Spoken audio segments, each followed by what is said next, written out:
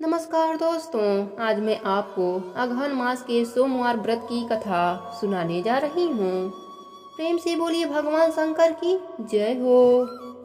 एक नगर में एक धनी व्यापारी रहता था। दूर दूर तक उसका व्यापार फैला हुआ था। नगर में उस व्यापारी का लोग मान सम्मान करते।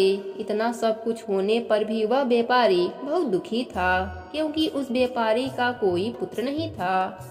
दिन रात एक ही चिंता सताती रहती कि उसके मृत्यु के बाद इतने बड़े व्यापार और धन संपत्ति को कौन संभालेगा।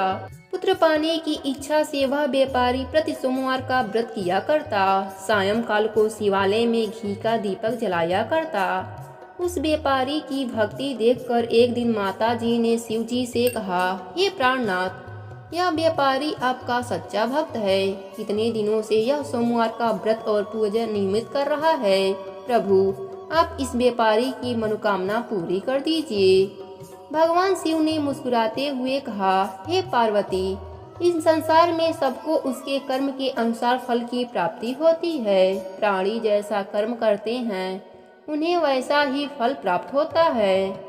इसके बावजूद भी पार्वती जी नहीं माने। उन्होंने आग्रह करते हुए कहा, नहीं प्राणनाथ, आपको इस व्यापारी की इच्छा पूरी करनी ही पड़ेगी। यह आपका अनन्य भक्त है। प्रति सोमवार व्रत करके आपका विधिवत पूजा करता है और पूजा अर्चना के बाद आपको भोग लगाकर एक समय भोजन करता है। आपको इसे पुत्र प्राप्ति का वरदान देना होगा।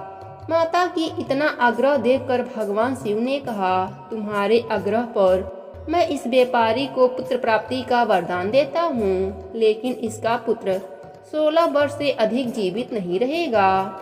उसी रात भगवान शिव ने उस व्यापारी को सपने में दर्शन देकर उसे पुत्र का वरदान दिया और उसके पुत्र के 16 वर्ष तक जीवित रहने की बात भी बताई। भगवान के वरदान से व्यापारी को खुशी तो हुई, लेकिन पुत्र की अल्पायु की चिंता ने उस खुशी को नष्ट कर दिया।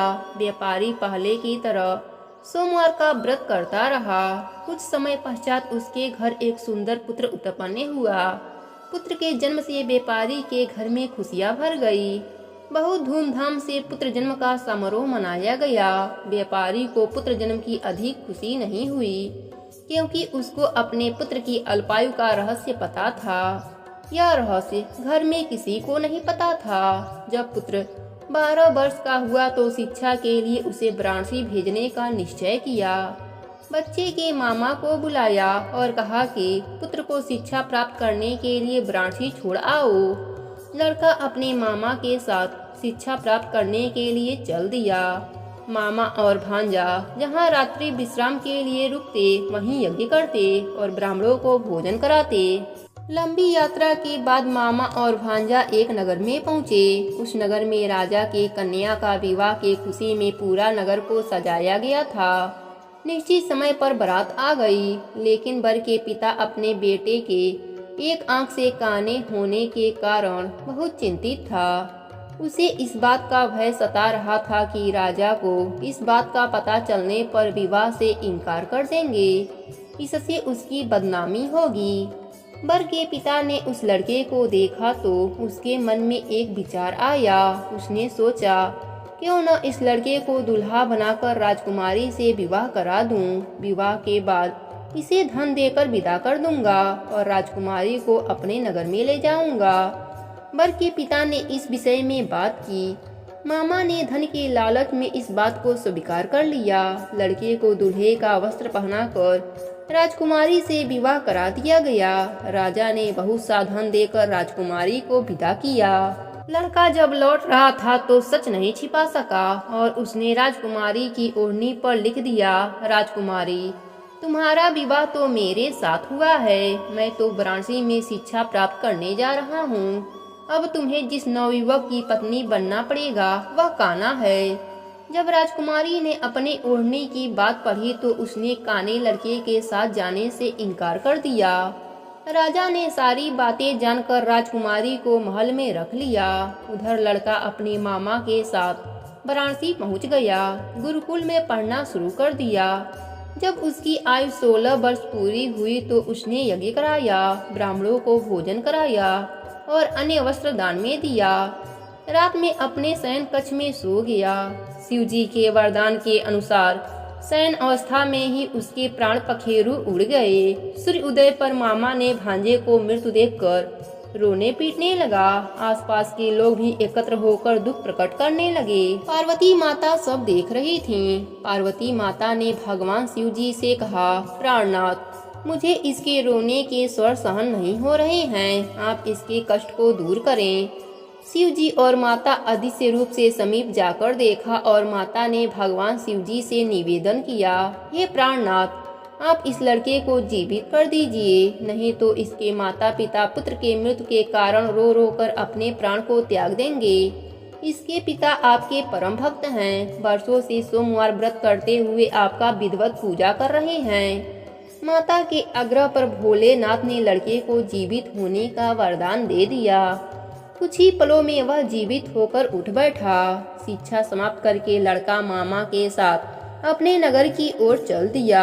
दोनों चलते हुए उसी नगर में पहुँचे जहाँ उसका विवाह हुआ था। उस नगर में भी यज्ञ का आयोजन किया। समीप से गुजरते हुए नगर के राजा ने यज्ञ का आयोजन देखा। राजा ने लड़के को तुरंत पहचान लिया। यज्ञ समाप्त होने पर राजा ने मामा भांजे को महल में ले गए और कुछ दिन अपने महल में रखकर बहुत सा धन वस्त्र देकर राजकुमारी के साथ विदा कर दिया। रास्ते में सुरक्षा के लिए राजा ने बहुत से सैनिकों को भी साथ भेजा।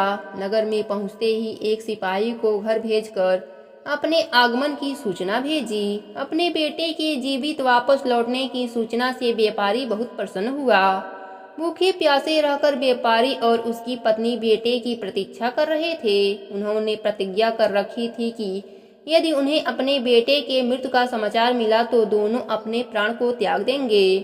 व्यापारी अपने पत्नी और मित्रों के साथ नगर के द्वार पर पहुंचा। अपने बेटे के विवाह का समाचार सुनकर पुत्र वधू राजकुमारी को देखकर उसका खुशी का ठिकाना न रहा। उसी रात भगवान शिव ने व्यापारी के सपने में आकर कहा, हे श्रेष्ठी, मैंने तेरे सोमवार के व्रत करने और व्रत की कथा सुनने से प्रसन्न होकर तेरे पुत्र की लंबी आयु प्रदान की है। व्यापारी बहुत प्रसन्न हुआ। सोमवार का व्रत करने से व्यापारी के घर में खुशियां लौट आई। शास्त्रों में लिखा है कि जो स्त्री या पुरुष सोमवार की विधिवत व्रत करते और व्रत की कथा सुनते हैं, उनकी सभी इच्छाएं पूरी हो जाती हैं। हे भगवान शंकर, जैसे आपने व्यापारी को पुत्र शोक नहीं दिया, वैसे ही अपने सभी भक्तों पर अपनी कृपा बनाए रखना। कहानी अधूरी हो तो पूरी करना, पूरी हो तो मान रखना। प्रेम से बोलिए भगवान शंकर की जय हो, माता पार्वती की जय हो।